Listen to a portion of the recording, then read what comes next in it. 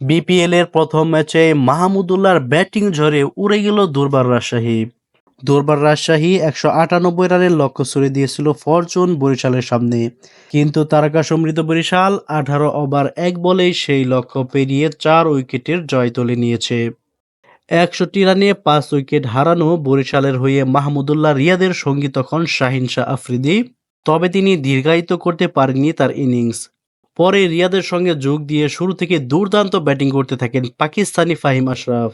তাকে পেয়ে চড়াও হন মাহমুদুল্লাহ, দুজনেই তুলে নেন 50। ১১২ রানে ৬ উইকেট হারানো বরিশাল ১৯৮ রানের লক্ষ্য টপকাতে পারবে না যখন মনে হচ্ছিল, তখনই এই দুই ব্যাটার বেধড়ক পিটিয়ে দলকে জয়ের বন্দরে পৌঁছে দেন, আর কোনো উইকেট পড়তে না দিয়েই।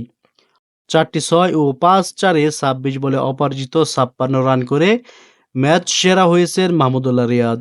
অন্যদিকে ৭-৬ এবং একটি ৪-এ ২১ বলে ৫৪ রান করে নট আউট ফাহিম আশরাফ। দুর্বার রাজশাহীর হয়ে তাসকিন আহমেদ ৩১ রান দিয়ে তুলে নেন ৩টি উইকেট।